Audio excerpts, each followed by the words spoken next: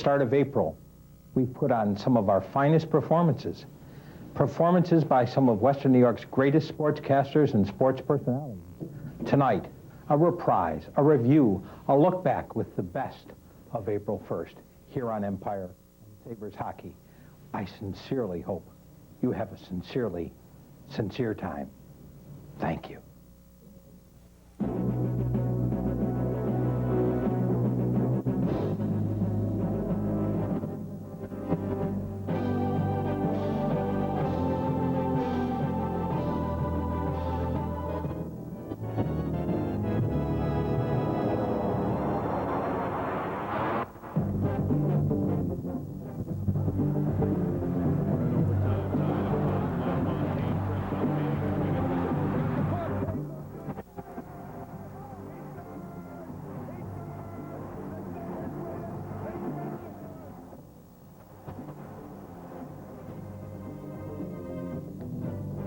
This is no fooling. The Sabres status is on the line.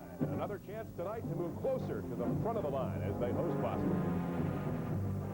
Good evening once again, everybody, and welcome to our broadcast. I'm John Gertler, along with my partner, Jim Lorenz. Yes, everything is on the line tonight for the Buffalo Sabres en route to the...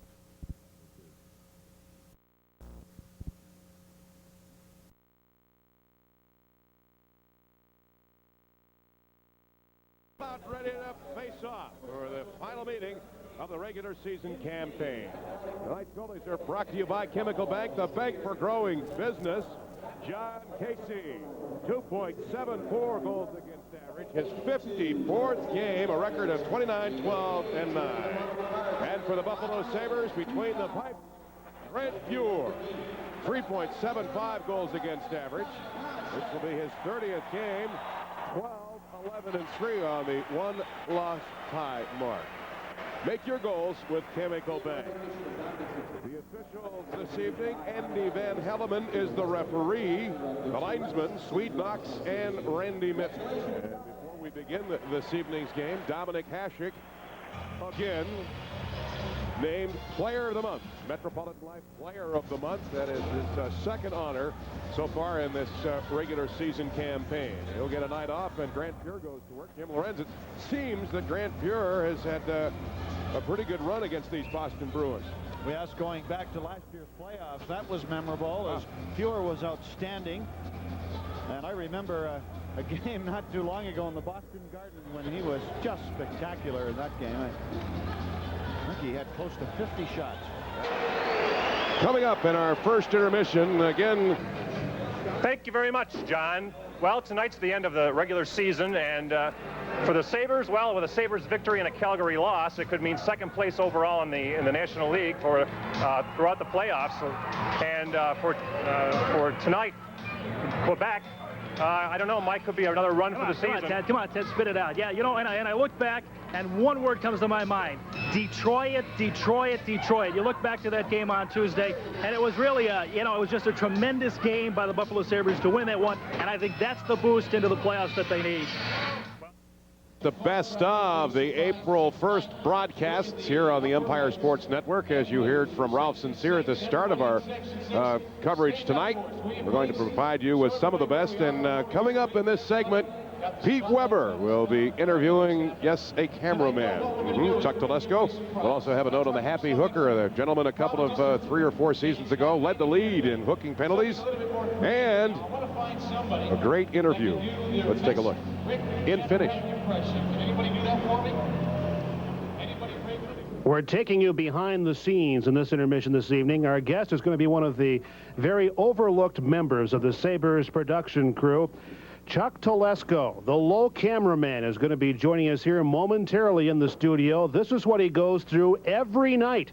He has to go through an awful lot to help bring you those excellent low shots here from Memorial Auditorium. And Chuck, first of all, it was a pretty tough period for you, I guess, once again, eh?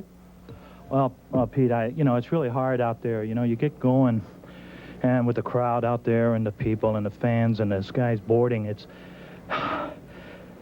not easy, you know. Well, let's take a look at what your hooking grip entails and exactly how you go after this art of hooking in the National Hockey League, if we could.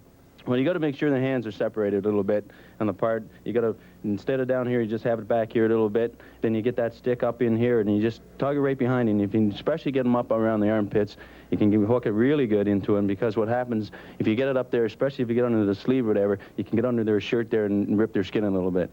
It's nice to have you on, Christian, and an awful big change in your play from the beginning of the season. You found a groove now, and I don't know if you can play much better than the way you're playing right now. Joo, kiitos paljon Talutta. Oli ihan kiva sesonki mulle muutenkin ja aina on kiva pelaa paremmin. Mä tykkään uudesta hiuksista. Sulla on hyvänäköinen uusi tukanleikkuusysteemi ollut. So you'd rather play Montreal than Boston in the first round of the playoffs? Joo, mieluummin pelataan jääkiekkoa kuin golfia tähän aikaan vuodesta, että toivottavasti Stanley Cup voitetaan ja niin poispäin. Niin ja sit toisena, kun sä oot siellä ylhäällä siellä luurissa, niin säkin voit häiritä Keniä vähän viiheltämällä ja muuta huutamalla. Well, that I agree with. I also agree with a lot of people say around the National Hockey League, you're looking at one of the finest centermen. Really, if you want to enjoy an exciting hockey player, you're looking at one right now. Nice to have you in Buffalo, Christian. Kiitos hyvin paljon. Kiitos. Okay, thanks very much. Always a pleasure talking to you. We'll be back in a moment, and you're watching Buffalo Sabres hockey.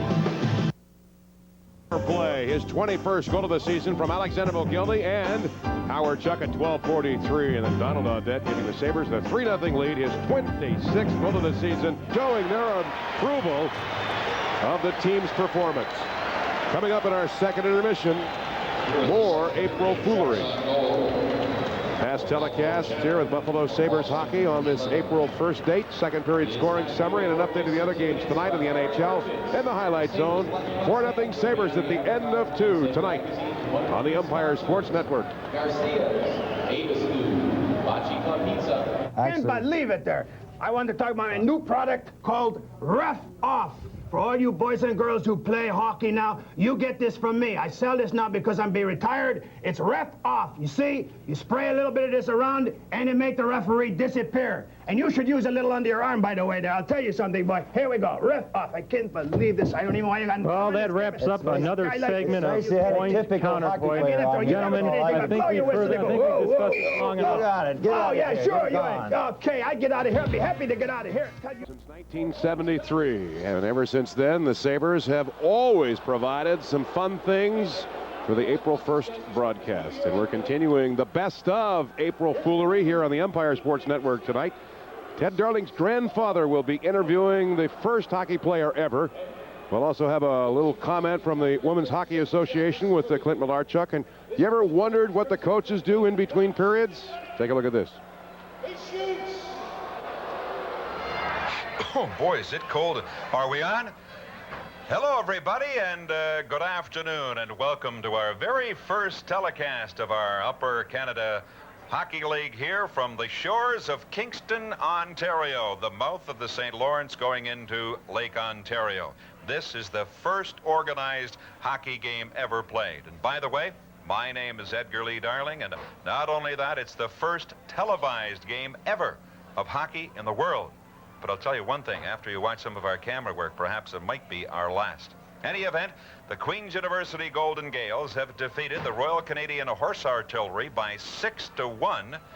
And I have with me right now one of the stars of the game, scored the first hat trick ever.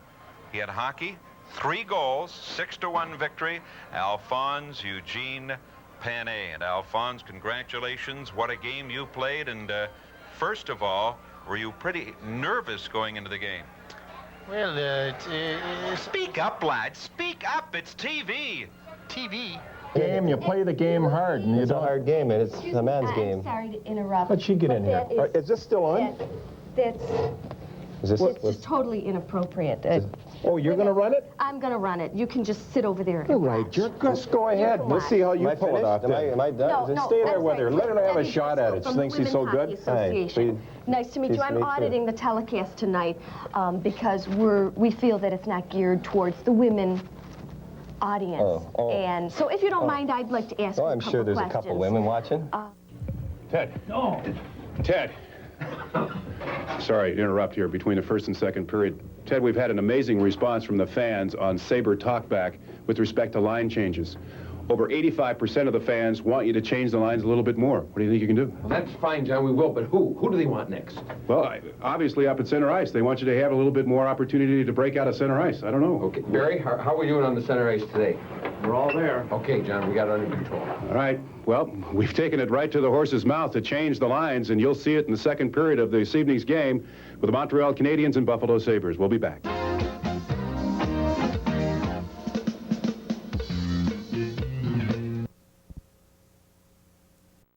Nothing lead at the end of two periods. Shots on goal. Bruins 11-10. Two-period total 20-18 over the Sabres. Shots over 2 periods of play. All right, our coverage of Sabres hockey continues, and in addition to that, some more April foolery.